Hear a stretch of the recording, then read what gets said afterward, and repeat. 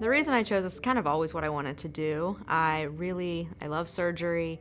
I wanted to take care of patients kind of through their life, from young age until old age if I could. And I love delivering babies. I mean, nothing's really better than that. So that's why I decided to go into this. We are a diverse group of physicians, which I think is great. I mean, you want, physicians with a different perspective, different ages, different genders. We've all been through this. I think it's nice for patients to have people that really kind of understand what they're going through, understand kind of the struggles that they're going through.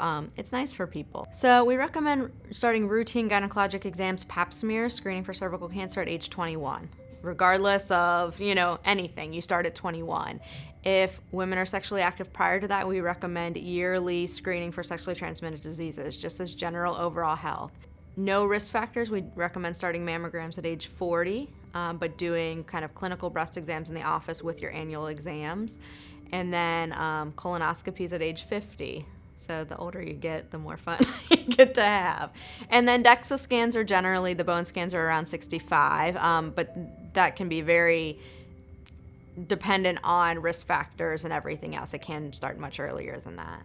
So the biggest advances right now in gynecology are kind of really the minimally invasive approach to surgery, the robotic surgery or Da Vinci surgery, which I do, my partners all do, which is great for women. I mean, they can come in, they can have their hysterectomy. Some of them go home the same day or the next morning. The recovery time is incredibly shorter than if they had to have a big open abdominal surgery. Patients always come in very anxious about it, especially young ones. They've never had this done before, or maybe it's been 10 years since you've had it done. I always tell people, you've always made it worse in your head. We want you to be comfortable. We don't want this to be an unpleasant experience for you, and we want you to come back and get your screening done. So, do your best kind of just to relax. We will explain things, what we're doing. There's nothing really to worry about. I have so many of my patients that I have kind of a connection with, especially in OB, that's a big one, because you're seeing these patients for months, you see them, weekly or monthly for months. And so you really get to know them. So when you get to then deliver their baby, I just had one recently who kept saying, God, I was doing her C-section. She kept saying,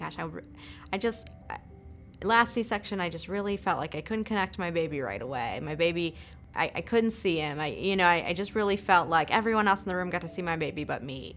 And, we just had this really cool moment. I delivered her baby and I showed her the baby over the drape. I said, hey, look up, here's your baby. You're the first one that gets to see her. And what a moment that was for her. And it's something tiny. It's something tiny, but to her it means the world. And the fact that I can do that is great.